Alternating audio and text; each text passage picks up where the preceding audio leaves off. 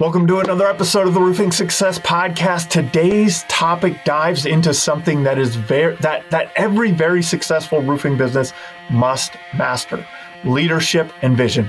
In a crowded market, how do you build a company that not only thrives but does so sustainably? What systems and processes need to be in place to ensure long-term success? And how can you develop a winning company culture that drives growth both individually and as a whole? In this episode, we'll explain the keys to maintaining clarity and alignment in your business, no matter the size. You'll also hear actionable strategies to help create a culture that fosters growth and success at every level. Joining us is Jacob Vanhorn, the CEO of Birdcreek Roofing, a company known for its incredible growth and dedication to creating opportunities for its people. Stay tuned and learn how they're making it happen. Welcome to the Roofing Success Podcast. I'm Jim Aline, and I'm here to bring you insights from top leaders in the roofing industry to help you grow and scale your roofing business. Hey, welcome to another episode of the Roofing Success Podcast. Today we have Jacob Vanhorn from Birdcreek Roofing. How's it going, Jacob? Hey, it's going well. It's a good Monday morning. Ready to get to work. Awesome. Let's start with your story and the story of Birdcreek. For those who don't know, you guys are a highly successful roofing company. Give us the story about Birdcreek and how you got involved. Yeah, sure. So Nate Navarro is the founder of Birdcreek. He started Birdcreek in June of 2013. He was a worship pastor in Austin. I was actually a church planting pastor here in Austin. We knew each other through that world. He was changed careers, and was looking for work up in Belton Temple, and started working for a roofing company. And a lot of times this story is a very common roofing story. You work for a guy who basically gives you a shirt. Actually, he didn't even give him a shirt. Gives you a shirt, business card, and says, "Hey, go at it." And then he figured it out himself. And several months in, he had a meeting at a very large university to get to do their roof work. And the owner of the company said, "Hey, man, why don't you just stay in the truck and let me take care of this? You'll probably mess it up." And subsequently, you know exactly what happened. The guy took the work and left him hanging. It was a get paid based on profit on a job kind of a deal, but the books were ever open. And about 6 months in, he was thinking, "Hey, do I do this thing myself?" And like a lot of guys do. And he said, "But I think I just need to stay 6 more months and learn some more." And a buddy has said, "What is he actually giving you? What is he actually doing for you?" And he said, "Nothing really." And so he took the initiative to start this. Now, I'd not recommend other people start it that way after doing it for 6 months, but these narratives work out sometimes.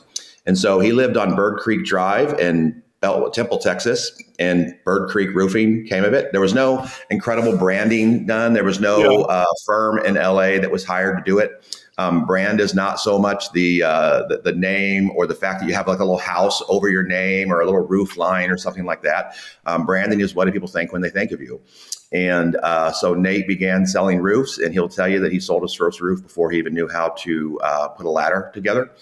There's actually an old photo of him stuck on a roof early on in his career where someone had to come and get him off, and those things happen. And a good storm came, like a lot of good roofing companies that get started on that. A good storm came, and he took advantage of that. He happened to bring in we'll call him an OG from the area, David Gilmeister, who had been roofing in the area for several decades already. Had a family name in the area. There's a street named after his family. And so he had some credibility in that. Brought him in, and they started building that. And, started humbly.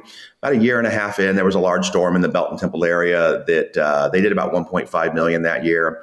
And Nate pulled over in his driveway at one point and said, felt very grateful about it, and said, "I want to give this opportunity away to 10 other people." And so he began asking, how do we create opportunities to help other people succeed? Fast forward a few years later, I'm transitioning out of my pastoral ministry stuff, trying to figure out what I want to do next. Reach out to him and say, "Hey, I'm in Austin. You're in Belton. I'm looking for work down here if you know anybody." He said, "I'm trying to grow the Austin market. I have another guy, Eddie Willis, down there. I'd love to add you in." So I joined up with Birdcreek Roofing in April of 2017 as a team lead. And it's been a fantastic story from there. Actually, I didn't start as a team lead. I started as a roofing consultant. Then I became a team lead, and then COO, and now CEO, and that's where I'm sitting here today. So that's how I got in. Now, roofing was around me in high school. My best friend's dad had a roofing company. And so I would work for them in the summers, winters, winter breaks. It was that thing that roofing was always there for me. I did it during high school and shortly after. And then in my late 20s, I went back to it for a while. In my who am I? What am I going to do with my life phase? I went back to it again for a while. And then here I am again. Roofing's not sexy. No one thinks about doing that when they're a kid. But boy, it sure is a great way to take care of your family and a great way to change some lives and help some people out.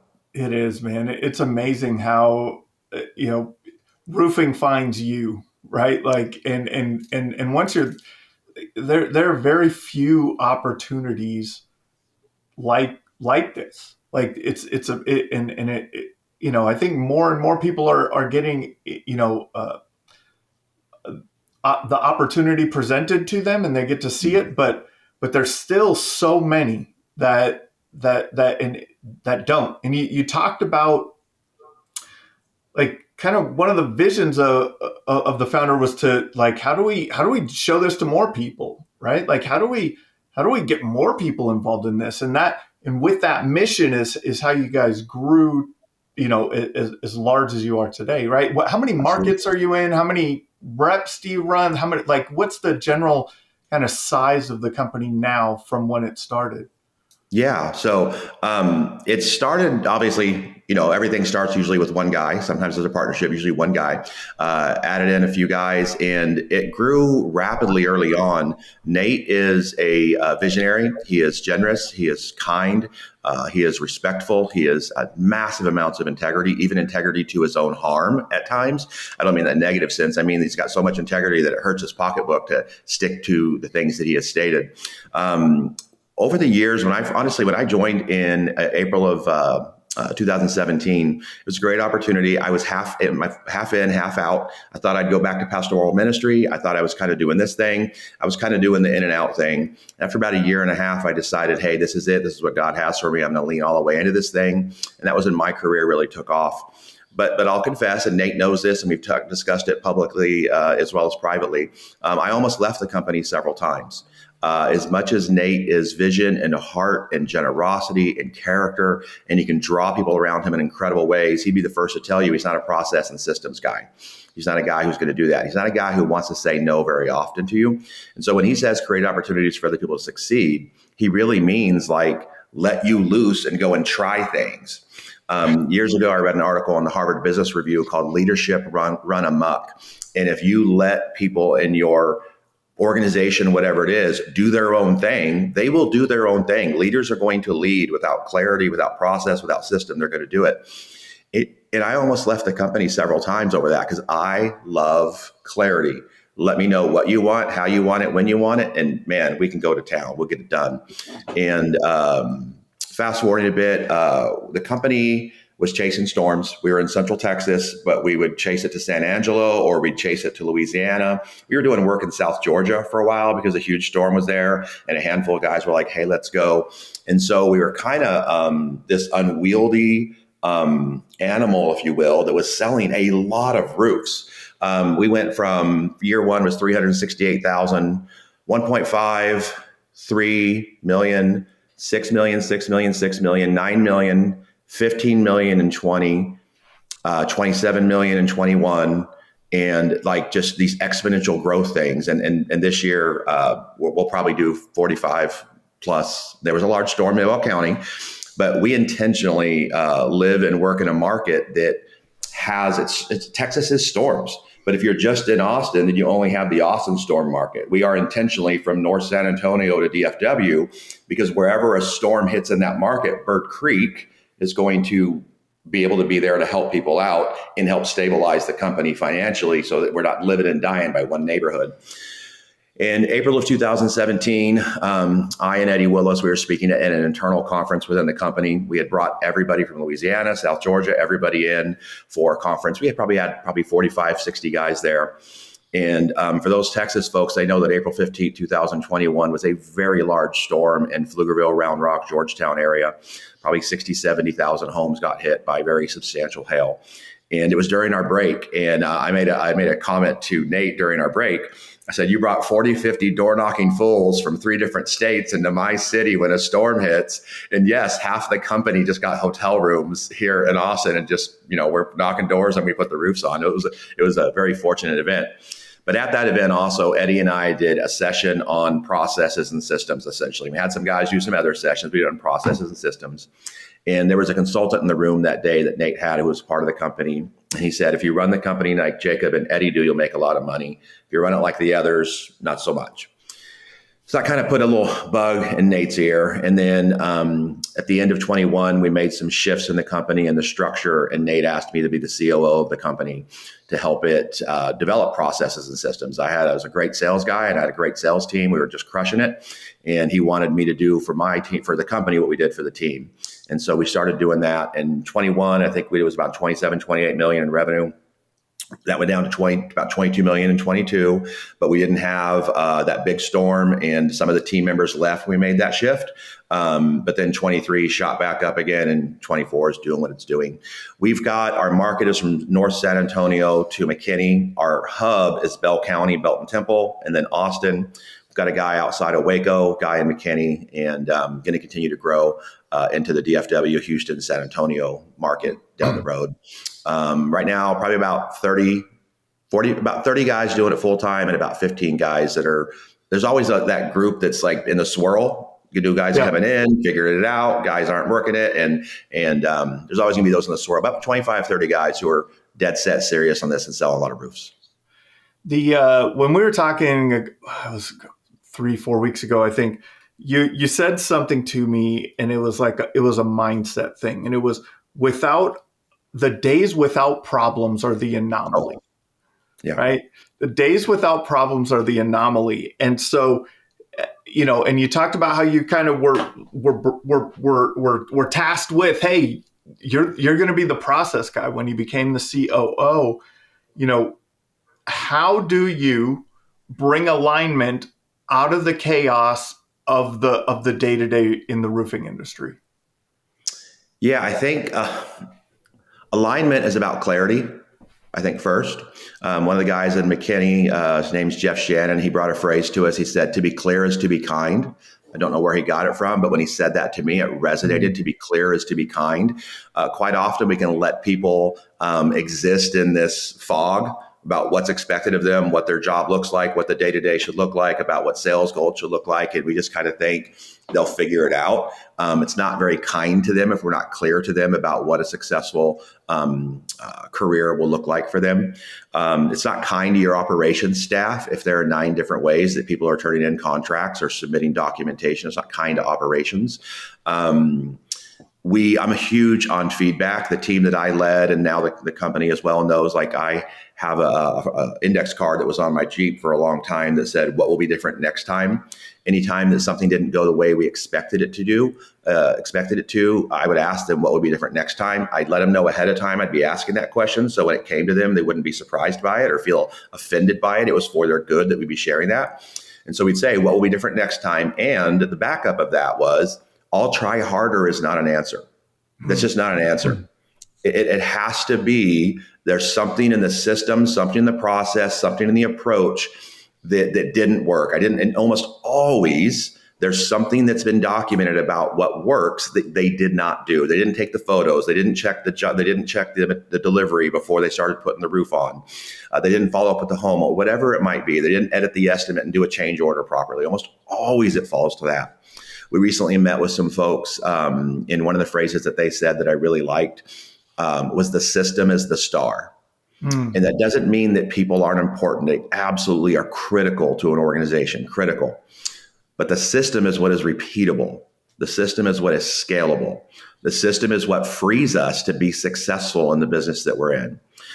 Every quarter, we have an all-company meeting. You asked me about how do I reinforce these things. Yeah. Every quarter, we have a company meeting, and with no slights toward folks who do like the belt buckle for top salesmen and all that is wonderful.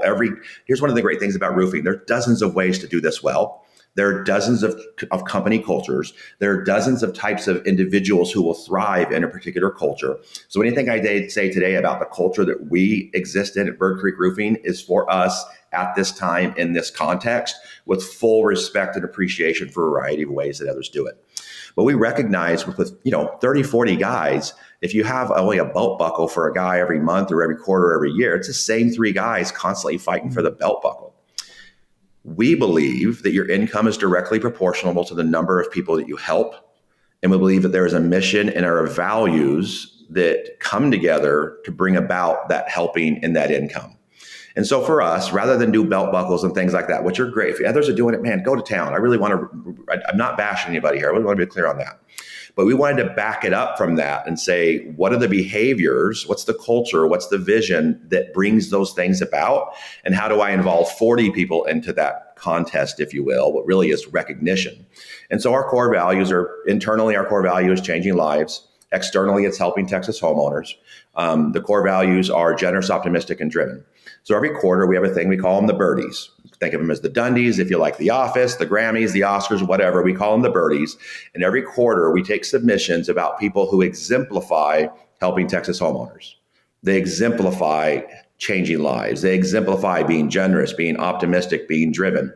And every quarter, we share a story from the front of one of our meetings. And I have this green lanyard with a bronze circle logo with the bird in the middle of it. And it's like you're like getting an Olympic medal, if you will.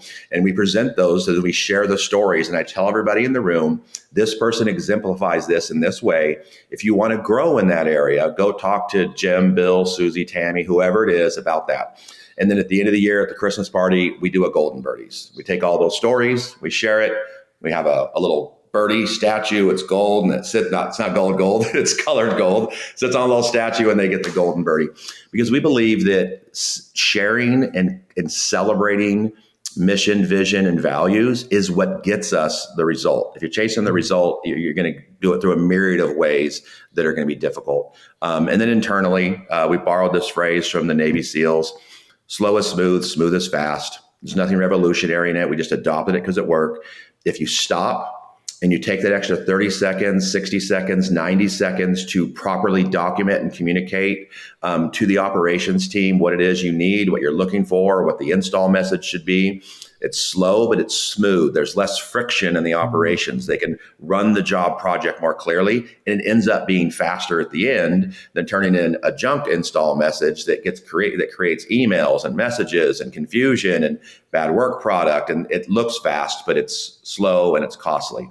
And so we reinforce it through sharing stories, celebrating those stories, clarity on the front end, and then consistent feedback. When you see something out of process, you say something. There's this phrase, if you see something, say something, that's used in a crime sense in New York. Yeah. If you see something bad, say something.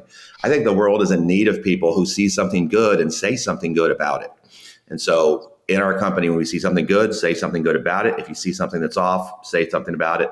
And then every member of the company is authorized, whatever you want to call it, to reinforce core values. If you see something that's not generous, optimistic, or driven, you don't need to be me. You don't need to be a team lead. We can reinforce with one another what it looks like to be that and do that. I love that. So it sounds like all of the systemization that you guys do on a daily basis comes back to the core values. Yeah. So it's built into the culture to build the processes. The see something, say something. Isn't it amazing, Jacob, how many times we only see something and say something about the negative things, right? So reinforcing the positive things through the expression of those core values is amazing. I'm hearing that's so cool. Well, real quick, Jim, I'm sorry. I think that's because leaders aren't clear in their own mind, and they haven't articulated what it looks like to do the job right. And so they can't see what it's like when it's right. So they can't say what it's like when it's right because they haven't done their own work. They can only say what's wrong because they know that. They're clear with that. And so the leader first has to get clear in their own mind what is right, what the process is. They have to articulate it on paper. They have to articulate it in a video, and then they have to stay consistent with it because human beings will test you on a regular basis to say, does boss really want it to go this way? Yeah. And there's this phrase that if you let a standard slide, you have set a new standard. That's the new standard. It's the new standard. So you got to be clear, but you also have to be kind with people. Yeah. I have this trick that I do with some of my guys. They wouldn't take the right job photos. You say, hey, here's what it looks like, the front, the back, the right, the left, the four corners. There's a process for it. And they wouldn't take the job photos. They'd say, hey, I need help with this particular job. Will you look at it? I look at it and I'm like, I don't know what you want me to do. The photos aren't here. And so in one particular example, I sent him a text message and I said, I love every one of you. And I genuinely do. I love the people that work for us. I sent him a text message. I love you. I love the work that you're doing. I need you to take the damn photos. And I said, remember, I love you, but take the damn photos. And then I followed up with this, and they know this. I send them a picture of Keanu Reeves playing with puppies. And that's to say, I care about you. Just take the damn photos. Here's a picture of Keanu Reeves playing with puppies. Know that I'm not mad at you. I care for you. I want you to do well. Here's the pathway. But the leaders first got to be clear. What does doing it right look like? Yeah. And that's challenging, right? Like it's challenging. A lot of times leaders or owners, visionaries are all go. They're like, it's just go. We'll break stuff along the way. Let's just go. And they need that. And it seems like what you started or became in Birdcreek, the integrator role, like the person that kind of sweeps it all together. Like, hey, let's take that go and kind of put some restraint on it, and let's keep it within here so we don't go too far off the rails. Like you said, if you let a system slide, you created a new system, or a standard. I'm sorry. If you let a standard slip or slide, you created a new standard.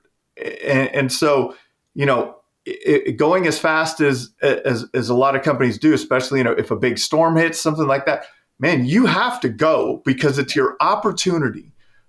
But there has to be a feedback loop to get things created in a more efficient way and to serve the customer on a higher level. And so it's amazing. Let's go a little bit deeper into the feedback loop. Let's go into like a specific example maybe of something that has broke over the years or recently, however you want to do, whatever comes to mind, where it's like, hey, this is a problem that we faced or kept facing, and this is the feedback loop and how we got to the other side of that. Yeah, well, there's no shortage of challenges or problems in the industry.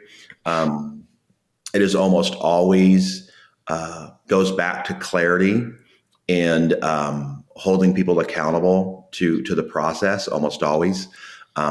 There's a phrase we use in preaching, a mist in the pulpit is a fog in the congregation.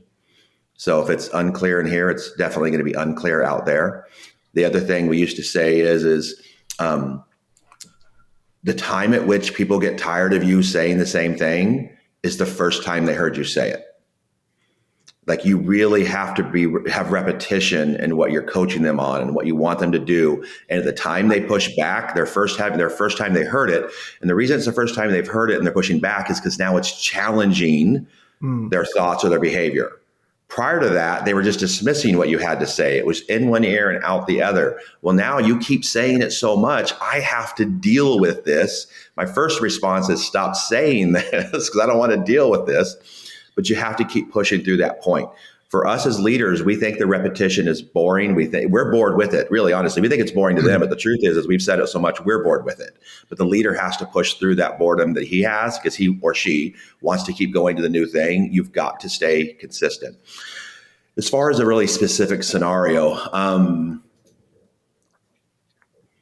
you ever heard of the challenge of at the grocery store when there's 2 ketchups, it's easy to choose. When there's 300 ketchups, it's hard to choose. Yeah. So that's where I'm at in my head right now, because which of the 200 regular recurring challenges that we have is my brain locking in on?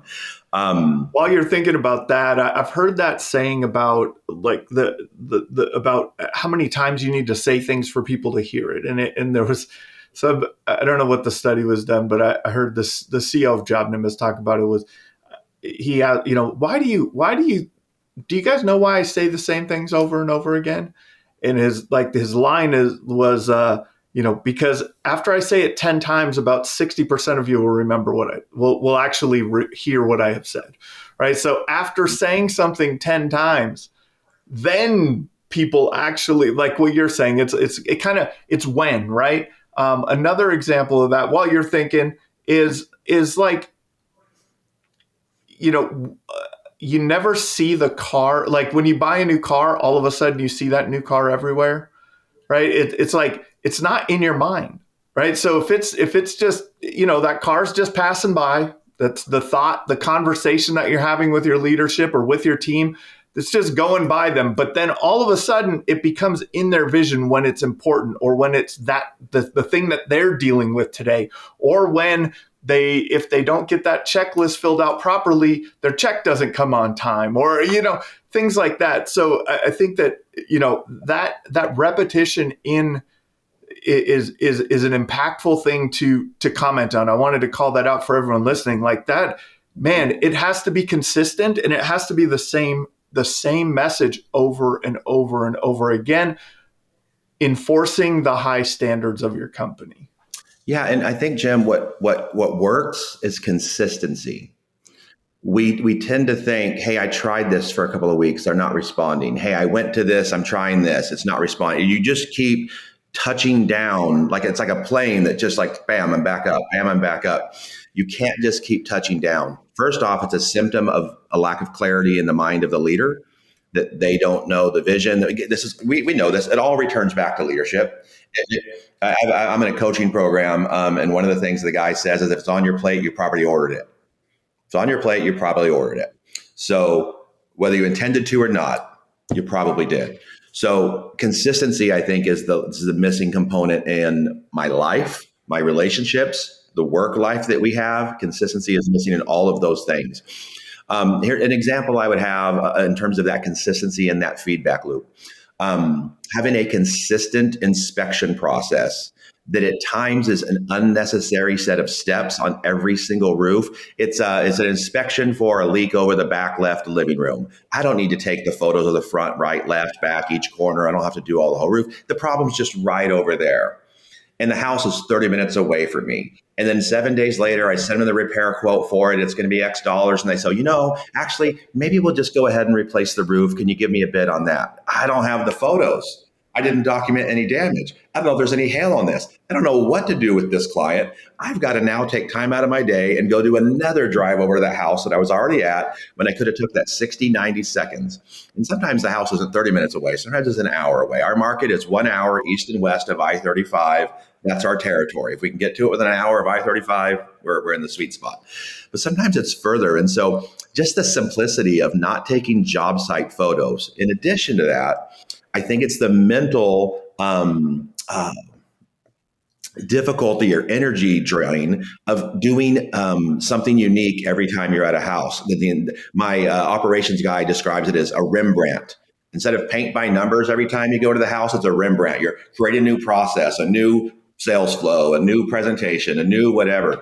And all of that has an energy draw on you and a confusion on you. But if you have a consistent process for communicating to the homeowner when you're going to arrive, a consistent approach to the door, a consistent approach to the inspection, consistent approach to the photos, you're just not thinking about it. It becomes second nature.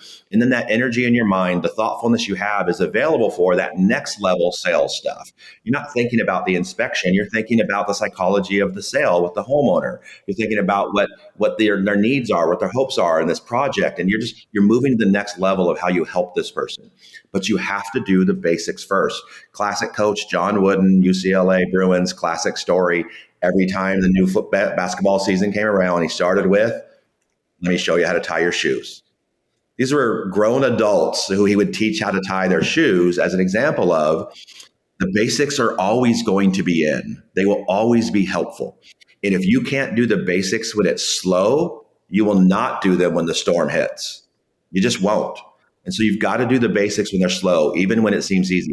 And if you could do the basics and be more efficient, and when it's slow, if you could get the same production out of 30 hours a week, wouldn't you rather do that than 50 hours a week? I would. I'd rather be more productive. And so I spent a lot of time with guys going over what are the basics of each process, each step along the way, and how do those basics serve. You asked earlier, and this ties into that, you asked earlier about how we reinforce. One of the things we also do is we do highlight people that are successful at certain areas, and we show use cases of guys following best practices. And I'll say, look, guys, I can show you these top 10 salespeople. They are compliant in these areas.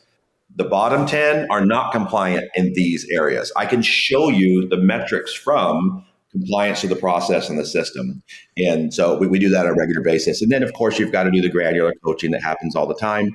The phrase that we use, don't know where it came from, didn't create it, coach them up or coach them out.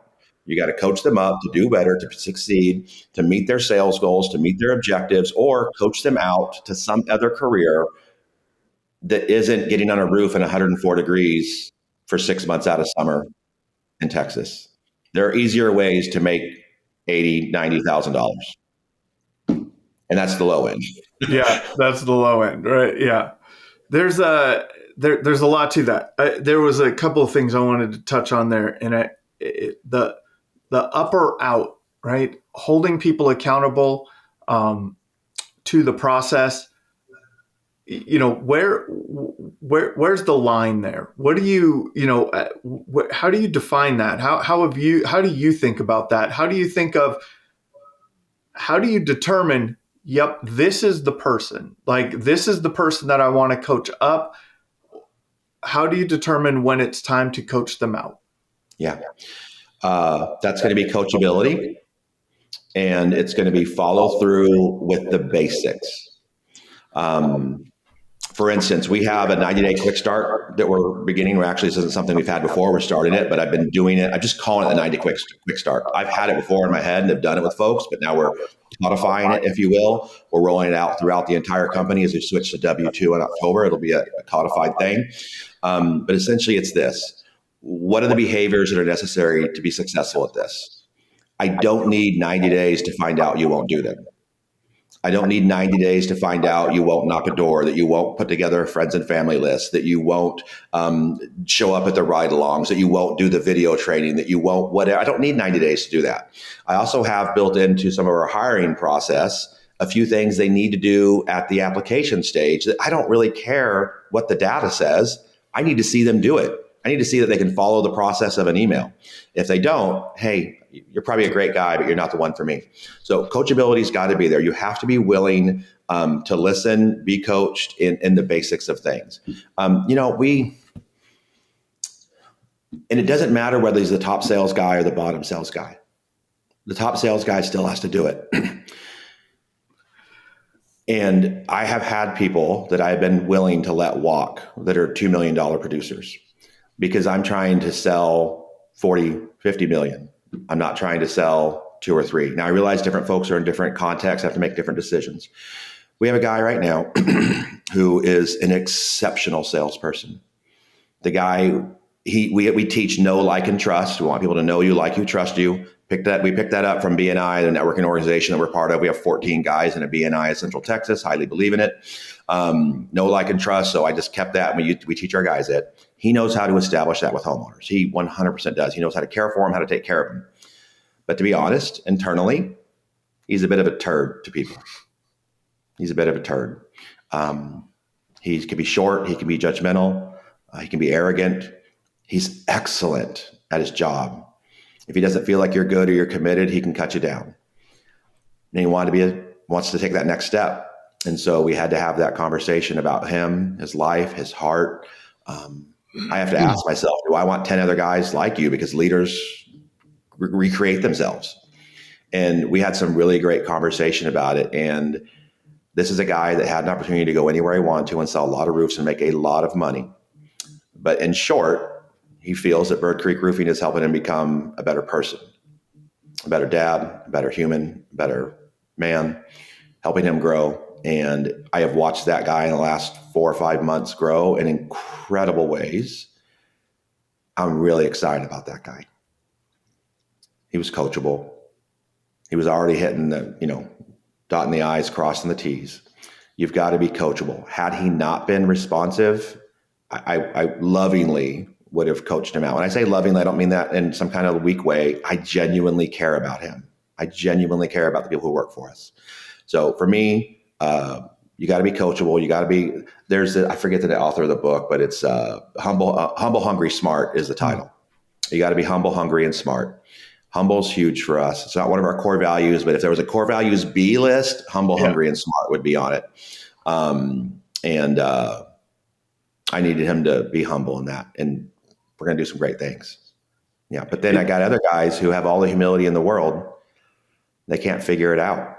And so one of those responsibilities is for us to adjust what I expect consultants to do in the whole gamut of being a roofing consultant. What things can I take off of their plate so that more people fit the job description? Because if I have 20 things the guy's got to be able to do, there might be 5% of the market that can do that. But if I can narrow that down to 7 things, 8 things, 9 things, 10 things, then 50% of the employment market can do that. And so we're at a journey of pulling some things from them and taking them in-house to help them be able to turn and sell more regularly. The whole company, from the time I came on in April of 17, has been from individual sales guys, generally running everything from, beginning to end. And you've got to find a bunch of unicorns to do it. And they all do it their own unique way. Homeowners have a different sales experience. Consultants have a different training experience. And it becomes difficult to rein in that growth and have a clean process and good relationships. And so over the years, like 2024 for me, the one word I had for Birdcreek was sophistication. We were going to become more sophisticated as a company. We were going to grow up as a company, become more mature as a company. And so we've been spending time on that.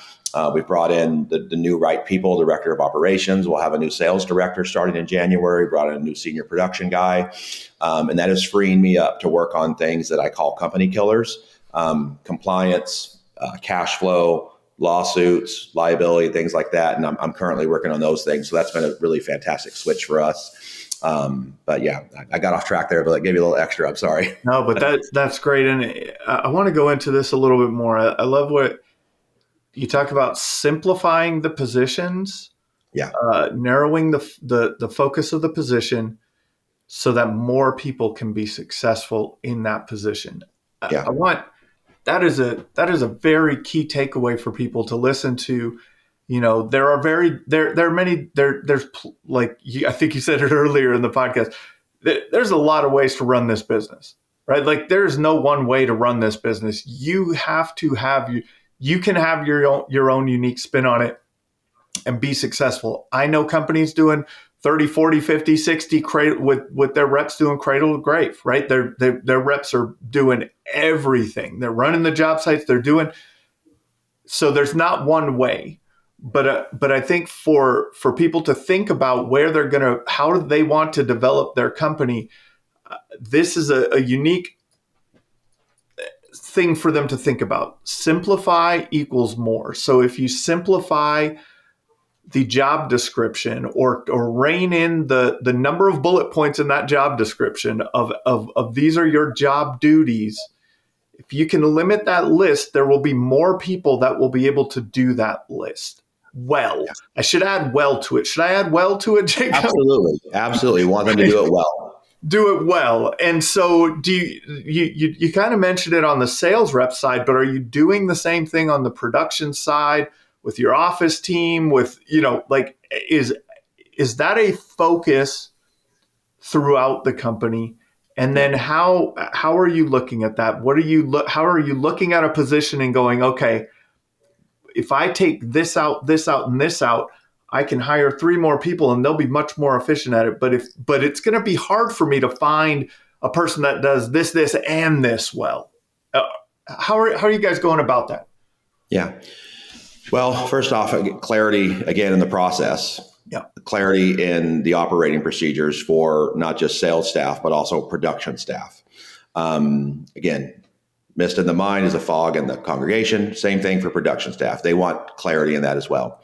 Historically, what created the difficulty in that clarity was the fact that you had 30, 40 guys out there turning in a variety quality in terms of their job submissions. And that makes things more difficult. So you've got to help the sales side to also help the production side. So clarity in the standard operating procedures, creation of job aids. In addition to that, how do we use technology to help minimize mistakes, help to create efficiencies? The director of operations I have, he is a 25-year mortgage bank VP. He's started his own, done his own.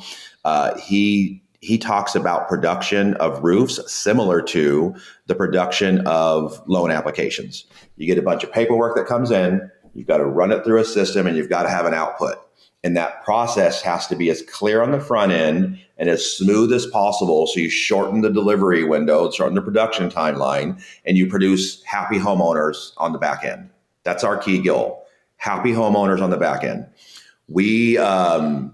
I have sat in so many rooms of people who just are shocked when I say this. We did $30 million last year on $47,000 in marketing. Now, I'm sorry to say that here for you, Jim. You're wonderful. You're fantastic. I adore you. But you do marketing. It's just different. You are 1,000% correct. That's right. We do referral marketing. We use Matt Danskin's restoration referral service program for insurance agents. We teach people how to work with realtors. We teach people how to vet the realtor on the front end and how to cut them early if they're just taking advantage of you. Mm-hmm. If you can get a handful of really loyal, good realtors and you can serve them well, it's a beautiful pipeline. If you're not sure how to vet them, how to cut them, how to keep them, it's going to go poorly. But we also teach a very strong referral expectation. We normalize referrals. The very first thing I say to you at the door is, hey, I'm so glad that Susie told you to call me. We rely on referrals, and I'm glad that you're going to get the same service that Susie got. And I can't wait for at the end of this that you get to tell your friends about it just like Susie did. It's normal. Everybody's giving referrals if you're happy with the product, the service you received. Know, like, and trust starts at the very beginning. We all know this, and it carries through to the end. We don't always nail it, but we want to do well and nail that. And so we're trying to get this through sales, production, the back end. There's a lot of batons handling off. Those to be clear. So internally, as far as how we're helping production, again, clarity is kindness in that. In addition to that, we also want to look at how tech solves those issues. We're running into the point right now that our CRM, and I won't name them because I don't feel like I need to dog anybody out here today. Every CRM has its pros and cons. Everyone's always, what's the best one? Nah, what's the best one for you right now at the size you are and the way that you run your company? Because some CRMs will not work the way that you run it. They will be a problem. And so we are actually in the process of working with a bespoke custom build around HubSpot that'll take about a year or so to build out, because we are in our case, our CRM, and I think all of them are, their bread and butter is $2 to $8 million roofing companies and the processes and complexities that come with that. A $30 million plus roofing company has different complexities. Not good, not better. I'm not better than anybody. We're not better. We're just different complexities, different needs that it has. And those CRMs, I constantly do feedback and talk with them, and they say, hey, put something in the feedback deal. And I'm like, that's where ideas go to die. The problem is there's only a small handful of companies that have that need of that complexity. Most of the clients are right in the middle. And of course, they're going to serve that client. I just have to have the maturity and insight to recognize that I'm not their best client. Yes, I give them a lot of money, but I'm not their bread and butter client. So we need to move out. So we're making that shift to help the operations team do better. We stand behind the operations team very strongly. A lot of times sales guys want to create a little bit of enmity between the two parties from time to time. And your production team needs to know that you have their back. Whether it's the top sales guy or the worst sales guy, they need to know that you support them, that you recognize them. And so they also are eligible for birdies. We gave birdies to 2 production team members this last session. We're not just celebrating salespeople. We've got the whole gamut of the whole company needs to be recognized. Everybody plays a part in the core values of that. And again, same thing. If your work product slips, we need to have a conversation. We had a gentleman the other day who responded to a text message in a way that was not generous. And so I took a screenshot, sent it to one of the guys and said, hey, would you chat about it? And he did. He didn't recognize he came off that way. He didn't intend to. He was in the thick of it, busy, and he responded in a way that was short and curt. And hey, let's stop. Slow is smooth, smooth is fast, not just in production, but in the relationship. Stop, slow down, take a second, be clear, be kind, say a little different, and then keep on moving. Clarity, feedback, celebration, the same. Again, you said earlier, the core values are the lens through which we make decisions. It's the lens through which we coach. It's the lens through which we compensate. It's the lens through which we do everything. If they're core values, then you see through them. These glasses are my core values. I see through them more clearly. And so if they're your core values, if they're what you're about, then let them be the lens through which you make those decisions. So they all get the same coaching process. Yeah. That's awesome. Another thing that you talked about, and I really like to talk to people about, like, marketing isn't just prospecting for new clients. No. What you guys are doing in the birdies and the things like that, that's marketing to your current team members.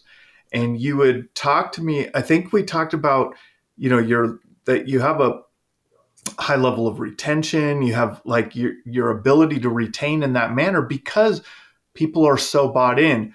And now speaking to if you take the recognition off of just the sales number and you turn that recognition to the core value, the production team member and the sales team member can both participate in that recognition.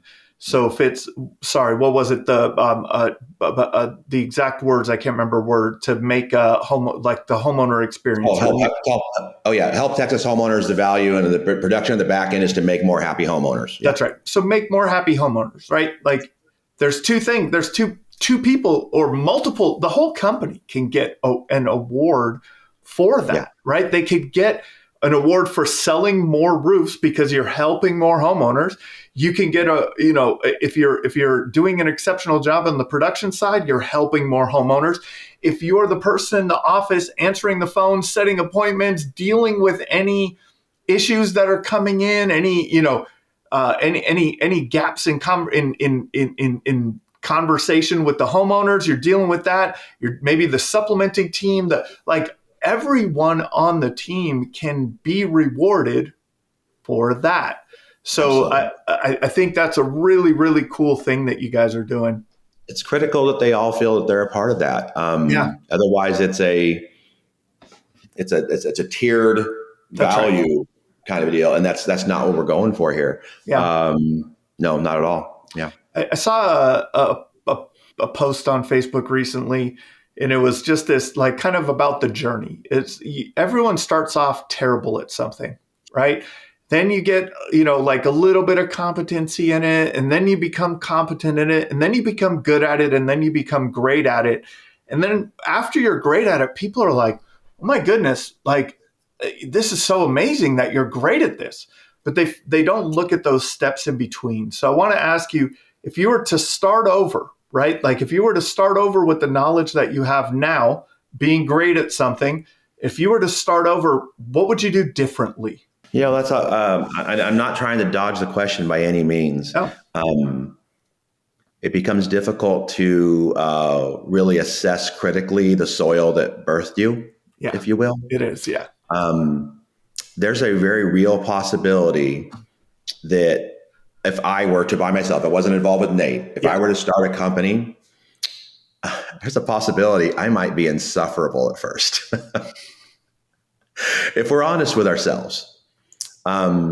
Because how you coach, how you lead, and who comes in to lead at a particular time, context, space, the resources, the people you have, that's critical. There are people who can start things, but don't run them when they get to a certain size. We knew this in church planting. There were guys who could pioneer and they get stuck in the living room in a core phase and couldn't get past 12 people because they were great having a one-on-one conversation, but they couldn't stand back and speak to 200, 300 or 1,000 people. They couldn't do that. And then there are people who can speak to 1,000, but can never speak the one-on-one. They're uncomfortable. Their eyes dart away all the time.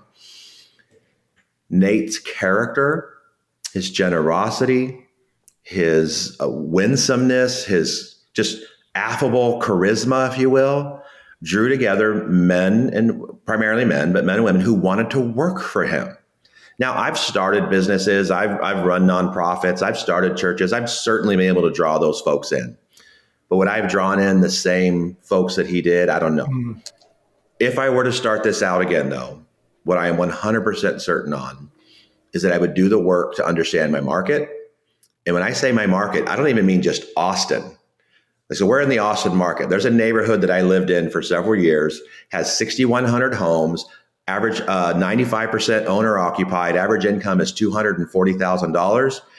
That and the homes were all 8 pitch and more, 38 squares and more. I can bust my tail in a neighborhood with a bunch of 20 square 5 pitch walkables and have to work a hell of a lot harder than this other area. So I know my market. And not just that, I know there's a bunch of people talking about like the 5 Mile Famous and stuff. I don't know when it started. I was talking about 5 Mile Famous 7 years ago. I also call it hyper local. It's a hyper local focus. It's this idea that if there's 2 people in Southeast Austin, 2 people in Southwest, 2 people in Northeast, 2 people in Northwest, there might be 8 people who love me.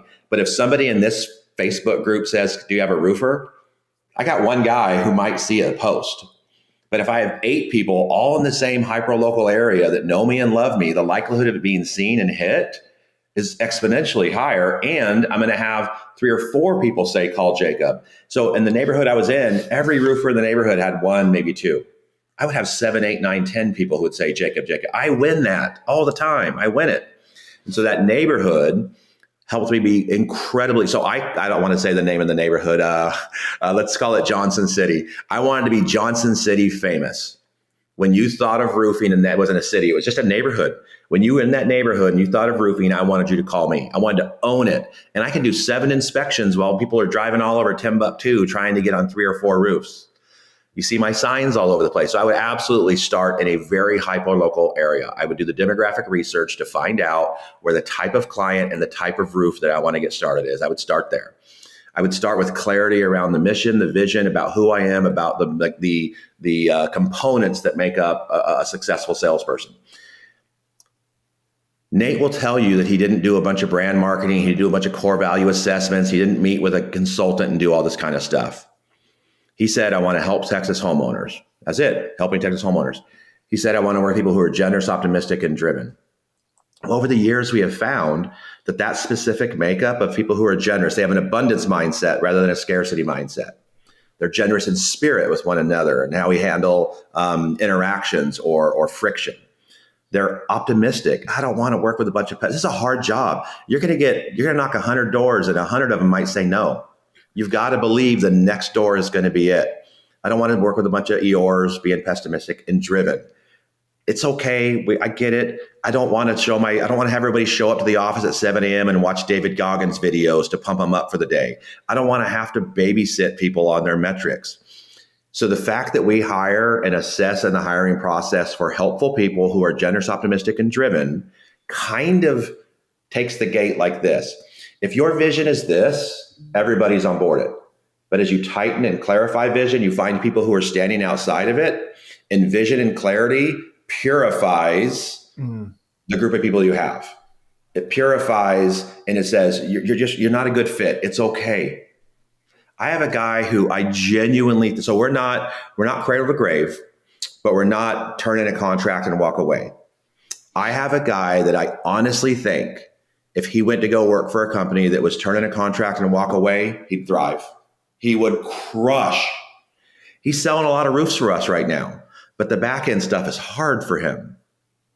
I think he'd crush if he went to another company that was like that. So that's why I can also say, honestly, there's a dozen ways to do this. Yeah. And there's a bunch of different type of people, and there's different contexts you're going to fit in. Sometimes we can malign the person who led the other company when in reality, it just wasn't the right fit for us. And that's okay. So for me, clarity of my market, clarity of my mission and vision, clarity of my core values, and then I'm going to speak that to as many potential people as I can. And those who resonate with it are going to be drawn to it. Those who don't resonate with it, go in peace, man. Go in peace.